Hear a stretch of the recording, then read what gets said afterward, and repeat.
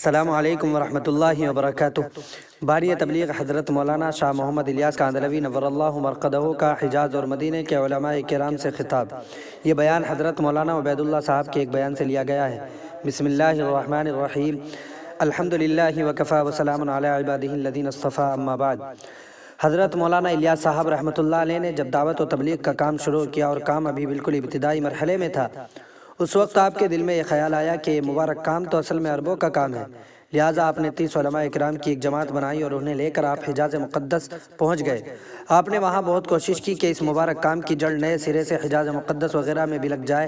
اس موقع پر آپ نے وہاں حنفی، شافعی، مالکی اور حنبلی وغیرہ سب علماء کو مدرسہ سولتیہ میں شیخ سلیم مرحوم کے ذریعے جمع کیا۔ اس وقت آپ نے حجاز اور مدینہ کے ان علماء میں بیان شروع فرمایا۔ دوران بیان علماء کو مخاطب کرتے ہوئے آپ نے فرمایا کہ میرا ایک سوال ہے جس کا جواب میں آپ حضرات سے چاہتا ہوں اور اسی لیے آپ لوگوں کو یہاں جمع کیا گیا ہے۔ وہ سوال یہ ہے کہ آپ لوگ بتلائیں کہ پوری دنیا کے اندر مسلمان پستی کے اندر کیوں جا رہے ہیں اور کیوں انحطاط ہو رہا ہے اور مسلمان کیوں گرتا اور ختم ہوتا جا رہا ہے۔ اس کا جواب آپ سب حضرات کے نزدیک کیا ہے؟ ایک عالم ان میں سے بولے اس لیے کہ مسلمانوں کے پاس علم کی کمی ہے۔ آپ نے پوچھا کون سا علم مراد ہے، علم دنیا یا علم دین؟ انہوں نے کہا کہ علم دنیا تو مسلمانوں کے پاس ہے لیکن علم دین کی کمی ہے۔ کیا امت کی ذلت و خواری کا سبب علم کی کمی ہے؟ آپ نے جواب دیا کہ آپ علم دین کی کمی بتلاتے ہیں، خدا کی قسم بتلاؤ صحابہ اکرام کل کتنے تھے؟ انہوں نے کہا زیادہ سے زیادہ 1.5-2 لاکھ۔ آپ نے کہا ان میں سے حافظ کتنے تھے؟ کہنے لگے بہت تھوڑے تھے۔ آپ نے کہا کہ آج پوری دنیا کے حفاظ کرام کو جوڑو تو 10 لاکھ سے کم نہیں ہوں گے۔ پھر آپ نے فرمایا بتلاؤ صحابہ میں بخاری و مسلم کے حافظ کتنے تھے؟ کہنے لگے کوئی نہیں۔ آپ نے فرمایا آج بخاری اور صحیح ستہ پڑھنے پڑھانے والے علماء مسلمانوں میں سینکڑوں ہزاروں تک ہوں گے۔ کہنے لگے بالکل سچ فرمایا۔ آپ نے فرمایا کہ آج علم زیادہ ہے، یہ اس زمانے میں زیادہ تھا۔ کہنے لگے آج علم زیادہ ہے۔ آپ نے فرمایا اگر علم سبب ہوتا تو آج کا مسلمان تو صحابہ اکرام رضوان اللہ علیہ مجمعین کے زمانے سے زیادہ علم رکھتا ہے کہ سیاہ ستہ پڑھنے پڑھانے والے بھی لاکھوں کی تعداد میں، علماء ہزاروں کی تعداد میں اور حفاظ لاکھوں کی تعداد میں پوری دنیا کے اندر پھیلے ہوئے ہیں، تو آج علم تعداد کے اعتبار سے اس زمانے سے بہت زیادہ ہے۔ کہنے لگے آپ سچ فرماتے ہیں، پھر کیا وجہ ہے؟ آپ نے فرمایا یہ تو میں آپ لوگوں سے پوچھنے آیا ہوں۔ ان میں سے ایک عالم نے کھڑے ہو کر کہا کہ آج مسلمانوں کے پاس مال کی کمی ہے۔ فرمایا واہ، یہ بات تو تم نے پہلے والے سے بھی بہت زیادہ نرالی اور عجیب کہی ہے۔ آپ نے فرمایا بتلاؤ صحابہ کے پاس مال کتنا تھا؟ فرمایا صحابہ کے پاس تو اتنا مال نہیں تھا کہ روزانہ 2 وقت کا کھانا کھا لیں، اور اتنا بھی نہیں تھا کہ اپنے بدن کو 2 وقت کپڑے سے ڈھانپ لیتے۔ صحابہ کرام رضوان اللہ علیہ مجمعین کے پاس مال بہت کم تھا، اور آج مسلمانوں کے پاس اتنا مال ہے کہ ایک دلی کے سیٹ کے پاس اتنا مال ہے کہ تمام کے تمام صحابہ کے پاس بھی اتنا مال نہ ہوگا۔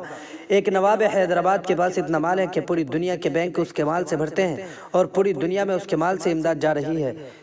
اتنا مال تو صحابہ کے پاس حضور اکرم صلی اللہ علیہ وسلم والی زندگی میں کبھی نہیں ہوا، بعد میں جب حکومتیں ملی اور خزانے آئے تب ہوا۔ وہ علماء کہنے لگے اگر مال وجہ نہیں ہے تو پھر کیا وجہ ہے؟ آپ نے فرمایا وجہ تو مجھے آپ لوگوں سے پوچھنی ہے۔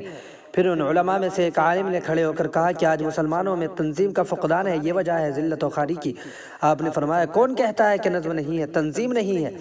آج ایک مسلمانوں کی جماعت مل کر لاکھوں تک ہے اور ان کا رئیس و امیر موجود ہے، جبکہ صحابہ سارے کے سارے 2 لاکھ بھی نہیں تھے۔ اگر 2 لاکھ والے صحابہ کامیاب ہو سکتے ہیں تو آج یہ 20 لاکھ مسلمان مل کر کیوں کامیاب نہیں ہو سکتے؟ الغرض جس عالم نے جو بات کہی آپ نے اس کا جواب دیا۔ پھر سب نے مل کر پوچھا کہ شیخ الیاس اب آپ ہی بتلائیے کیا وجہ ہے کہ مسلمان ذلت و پستی میں گرتے جا رہے ہیں اور انحطاط کے شکار ہوتے جا رہے ہیں؟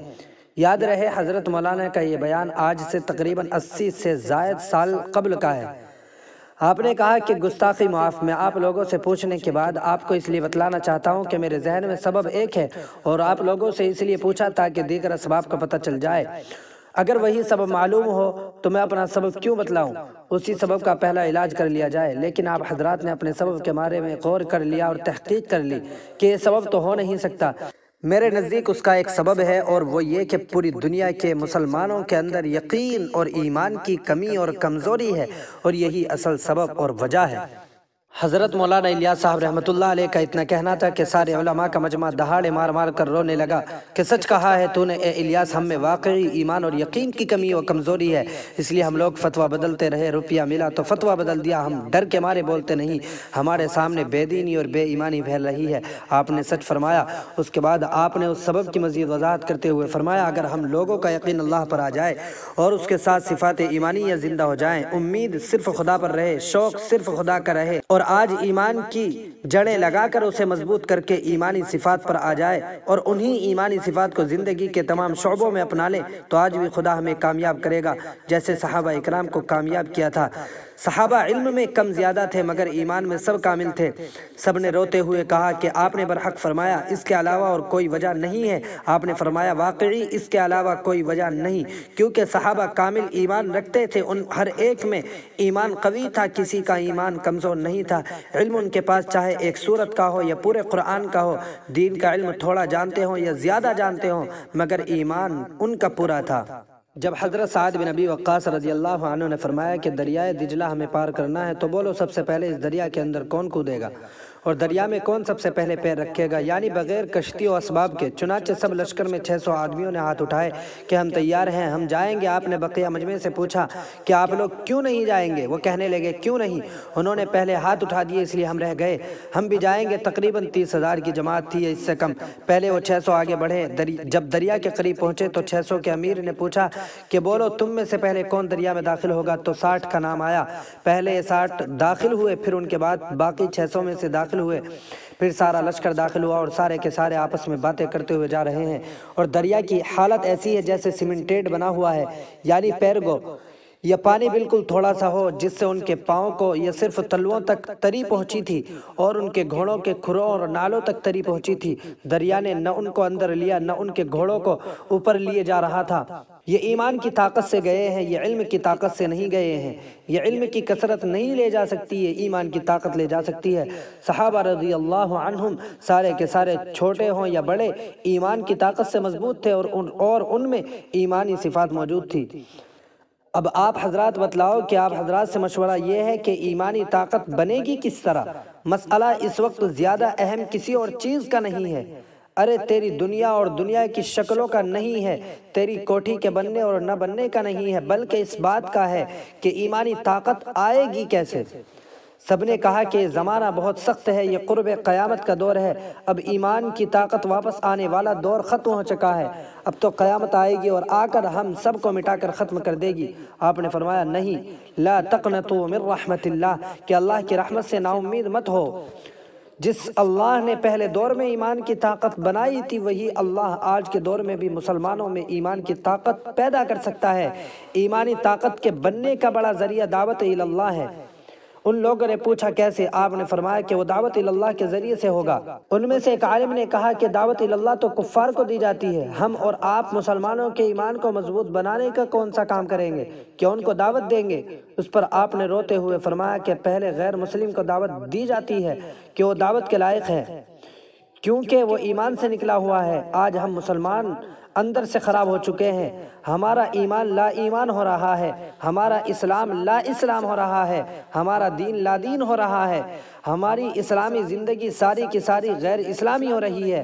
ہم لاکھ ایمان و اسلام کا نام لیں اور پکاریں اور اپنے آپ کو لاکھ مسلمان کہیں، لیکن ہمارے اندر ایمان نہیں رہا، کیونکہ اندر سے غائب ہے۔ ابھی تو دعوت کی اپنوں میں ضرورت ہے، تو جس دعوت سے ایمان غیر کے اندر جا سکتا ہے، اس دعوت سے ایمان اپنے کے اندر کیوں نہیں جا سکتا؟ اپنے اندر کیوں نہیں آ سکتا؟ جو ملت کلمہ گو کو اپنی اتنی بڑی جنت دلوا سکتی ہے، وہ ملت 2 پیسے کی روٹی کیوں نہیں دلوا سکتی جو اس کے اندر بالاولیٰ موجود ہے؟ تو جو دعوت غیروں کو ایماندار بنا سکتی ہے، وہ اپنوں کو کیوں نہیں بنا سکتی؟ فرق صرف یہ ہوگا کہ ہم دوسروں کو غیر سمجھ کر دعوت دیتے ہیں اور انہیں اپنا سمجھ کر دعوت دیں گے۔ ان کے اندر ایمان کی بنیاد مضبوط کرنے کے لیے دعوت دی جائے گی اور انہیں ایمان کی بنیاد لگانے کی دعوت دی جائے گی۔ اس خطاب سے فارغ ہونے کے بعد حضرت مولانا الیاس صاحب رحمۃ اللہ علیہ واپس مدینہ منورہ تشریف لائے۔ وآخر دعوانا ان الحمد للہ رب العالمین۔